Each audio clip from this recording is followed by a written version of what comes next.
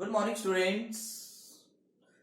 Welcome all of you in our today's topic. Today we have topic India's foreign trade.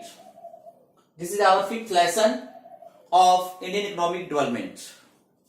तो dear students, आज का जो lesson हमारा रहेगा वो completely based है हमारी फॉरेन ट्रेड पॉलिसी के ऊपर. Foreign trade policy from 1947 to 1990. यानी हमारा फॉरेन ट्रेड कैसा था आफ्टर इंडिपेंडेंस और उसके बाद क्या चेंजेस आए. तो सबसे पहला जो क्वेश्चन है हमारे पास वो है what is international trade. Trade क्या होता है? सिंपल लैंग्वेज हम देखें, when two person exchange goods is called trade. कि जब दो पर्सन आपस में मिलकर गुड्स का लेन देन करते हैं, एक्सचेंज करते हैं, वो क्या होता है? ट्रेड होता है.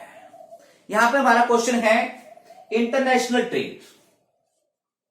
जब हमारा ट्रेड हमारी देश की सीमाओं को क्रॉस कर जाता है तो बन जाता है international trade. Mean trade between two countries और more than two countries is called international trade. हम इंटरनेशनल ट्रेड करते क्यों हैं? देखिए स्टूडेंट्स, मैं यहां पे लिख रहा हूं डोमेस्टिक प्रोडक्शन. जब किसी गुड्स का डोमेस्टिक प्रोडक्शन जो हमारे देश के अंदर प्रोडक्शन हुआ है वो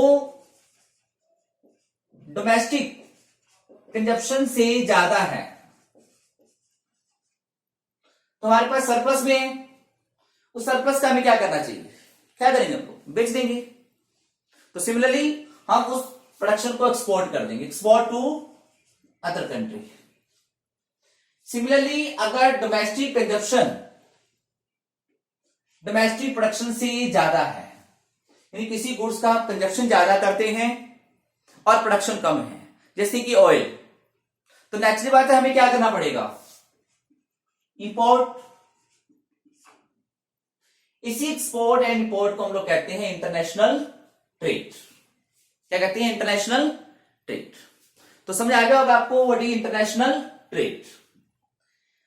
अब क्वेश्चन आता है कि what are the benefits of international trade. यानी इंटरनेशनल ट्रेड करने से हमें क्या बेनिफिट्स होते हैं?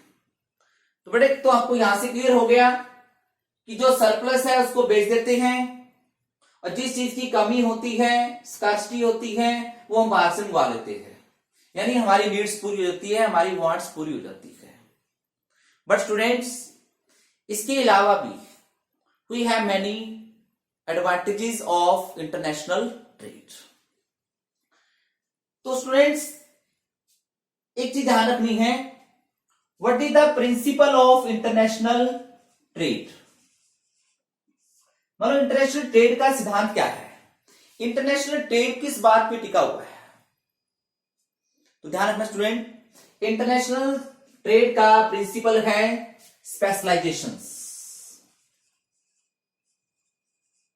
मतलब हमें इंटरनेशनल ट्रेड का क्या बेनिफिट होता है? स्पेशलाइजेशंस. मतलब ध्यान सुनना बेटा, हर कंट्री के पास रिसोर्सेज हैं, गॉड गिफ्टेड है, नेचर गिवन है.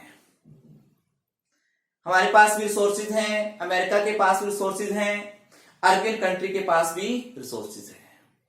लेकिन जो रिसोर्सेज गिवन है हमारे को, उनसे अलग अलग गुड्स का प्रोडक्शन होता है, अलग अलग गुड्स का. ठीक है. जैसे अरबियन कंट्रीज हैं वहां पे ऑयल ज्यादा प्रोड्यूस होता है. साउथ अफ्रीकन कंट्रीज है वहां पे कोयले का प्रोडक्शन ज्यादा होता है. हमारे यहाँ पे देखिए हमारे पास जो हमारी लैंड है वहां पे राइस और व्हीट का प्रोडक्शन है, प्लस हमारे कंट्री के अंदर मैन पावर ज्यादा है. तो बेटा जिस कंट्री के पास जो रिसोर्सेज हैं उससे रिलेटेड गुड्स का प्रोडक्शन करना चाहिए. इससे क्या होगा बेटा? ध्यान से देखो, हमारे पास मैन पावर ज्यादा है तो हमें मैन पावर को यूज करके वो गुड्स प्रोड्यूस करनी चाहिए जो हमारे पास कम कॉस्ट में प्रोड्यूस हो जाए, कम कॉस्ट में।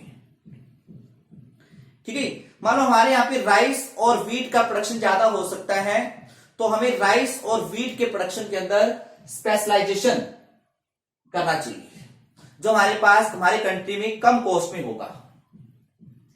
सऊदी अरब कंट्री के अंदर वहां पे लैंड के ऊपर ऑयल निकलता है, तो वहां पे ऑयल निकालने की कॉस्ट क्या है, कम है, तो उनको ऑयल के प्रोडक्शन के अंदर स्पेशलाइजेशन करना चाहिए। देखो बेटा, अगर हम लोग यहां पे ऑयल निकालेंगे हमारे यहां की लैंड पे, कॉस्टली होगा as compare to Arabian countries. अगर वो अपनी लैंड के ऊपर वीट और राइस प्रोड्यूस करेंगे, अगर अरबियन कंट्रीज राइस प्रोड्यूस करेंगे तो उनकी कॉस्ट क्या आएगी, इंडिया से ज्यादा आएगी। अगर इंडिया ऑयल का प्रोडक्शन ज्यादा करने की कोशिश करेगा तो कॉस्ट क्या आएगी, ज्यादा आएगी। तो हमें क्या करना चाहिए, इंडिया को राइस के प्रोडक्शन में स्पेशलाइजेशन और अरबियन कंट्री को ऑयल के प्रोडक्शन के अंदर स्पेशलाइजेशन करना चाहिए। और क्या करना चाहिए, आपस में ट्रेड करना चाहिए। इसी में मिलेगा कॉस्ट एडवांटेज बेनिफिट, यानी हम अरबियन कंट्रीज को राइस एक्सपोर्ट कर दें, वो राइस अरबियन कंट्री को सस्ते पड़ेंगे, और हमें वहां से क्या करना चाहिए, ऑयल इंपोर्ट करना चाहिए जो हमारे देश को सस्ता पड़ेगा। इसी बेनिफिट को क्या कहते हैं, इंटरनेशनल ट्रेड कहते हैं। और इंटरनेशनल ट्रेड का प्रिंसिपल क्या है, स्पेशलाइजेशन। क्लियर स्टूडेंट्स, तो पहला गेम क्या है, फैसिलिटेट्स इंटरनेशनल स्पेशलाइजेशन। दूसरा बेनिफिट क्या है, offer wider size of the market.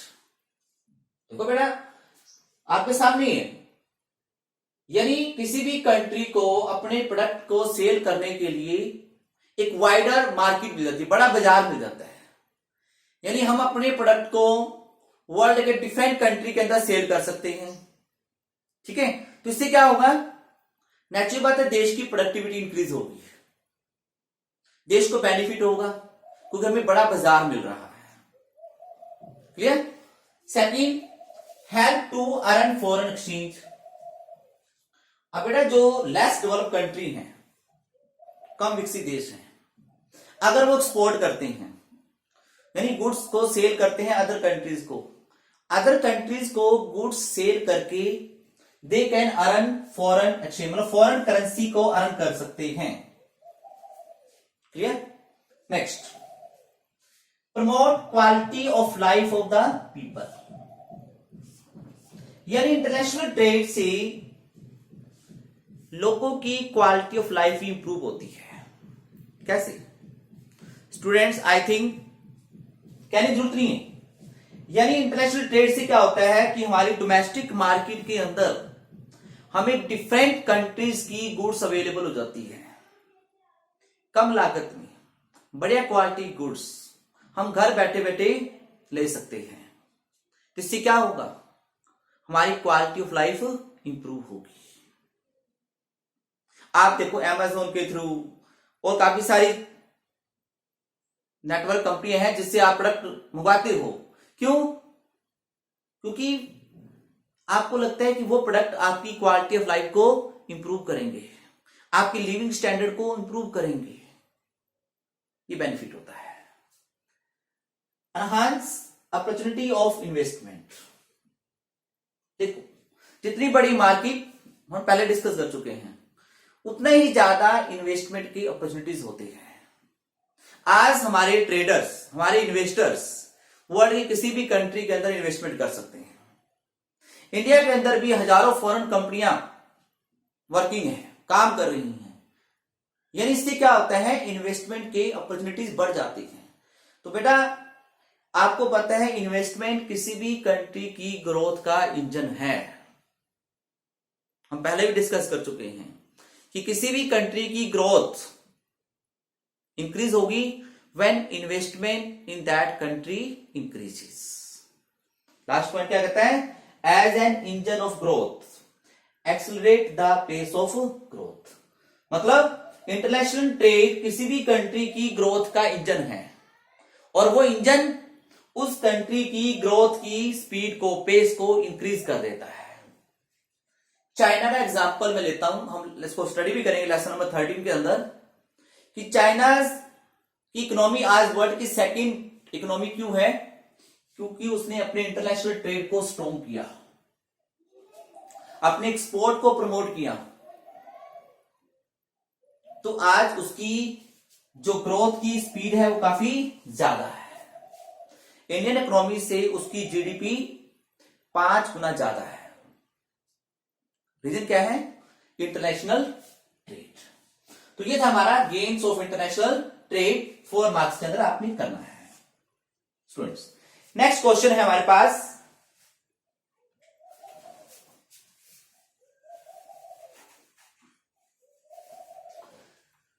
India's foreign trade on the eve of independence.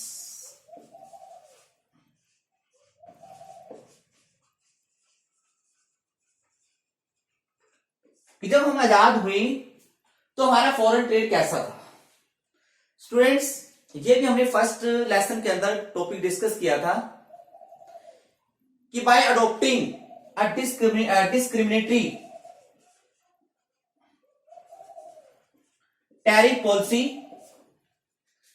British government completely destroyed our international trade. तो उसने हमारे ट्रेड को बिल्कुल डिस्ट्रॉय कर दिया था। फिर हम डिस्कस करते हैं बेटा, किसी भी कंट्री के ट्रेड को हम लोग 3 पॉइंट से डिस्कस करते हैं। एक, उस कंट्री की volume of trade, volume of trade. दूसरा है कंपोजिशन ऑफ ट्रेड, और थर्ड होता है डायरेक्शन ऑफ ट्रेड। वॉल्यूम के अंदर क्या होता है बेटा? मतलब हम जो एक्सपोर्ट और इंपोर्ट करते हैं उसकी मॉनेटरी वैल्यू कितनी है? Monetary value. अगर मैं मॉनेटरी वैल्यू में हमारा फॉरेन ट्रेड देखूं तो 1950-51 के अंदर हमारा इंटरनेशनल ट्रेड बहुत कम था, बहुत ही कम। आई थिंक अगर मैं डाटा में लूं तो हमारा एक्सपोर्ट और इंपोर्ट मिलाकर लगभग 6000 करोड़ का था, 6000 करोड़ का। बहुत ही कम, बहुत ही कम था। ठीक है। फिर आती है कंपोजिशन ऑफ ट्रेड। कंपोजिशन मतलब होता है भी हम लोग किस गुड्स का एक्सपोर्ट एंड इंपोर्ट करते हैं, किन गुड्स का। तो आपने देखा होगा कि on the eve of independence हम लोग प्राइमरी गुड्स का तो एक्सपोर्ट कर रहे थे। मतलब India was exporter of primary goods, मतलब रॉ मटेरियल्स। देखा होगा आपने कि हमारे देश से रॉ मटेरियल जाता था इंग्लैंड की ओर, और हम लोग इंपोर्ट क्या करते थे? फाइनल गुड्स यानी फिनिश गुड्स, तैयार माल इंपोर्ट करते थे। प्राइमरी गुड्स के अंदर समझो आप लोग कच्चा माल, जैसे कि मसाले जाते थे, ठीक है, और कॉटन जाती थी यहां से, ठीक है। इन चीजों का हम लोग एक्सपोर्ट करते थे। और फिनिश गुड्स के अंदर जो भी तैयार माल था, इवन कपड़े भी तैयार होकर विदेशों से आते थे, ठीक है। लेकिन एक बात जो नोट करने वाली है यहां पर, हमारा ट्रेड सरप्लस था। ट्रेड क्या था हमारे पास? सरप्लस था। सरप्लस ट्रेड का मतलब हमारे एक्सपोर्ट इंपोर्ट से ज्यादा थे एट दैट टाइम, 1951 के अंदर। थर्ड पॉइंट आता है बेटा direction of trade. Direction of trade मतलब किन कंट्री के साथ हमारा ट्रेड था। तो आप लोग ऑलरेडी पहले डिस्कस हम कर चुके हैं कि British government completely had monopoly over our international trade. 50% के लगभग हमारा ट्रेड था वो ब्रिटेन के साथ था, यानी इंग्लैंड के साथ था लगभग। तो मोस्टली हमारा ट्रेड किस कंट्री के साथ था? इंग्लैंड और इसकी एलाइड कंट्री। जो एलाइड मतलब जिन देशों को इंग्लैंड ने जीत रखा था उन कंट्री के साथ हमारा ट्रेड था मोस्टली। तो ये था India foreign trade on the eve of independence, volume, composition and direction of trade.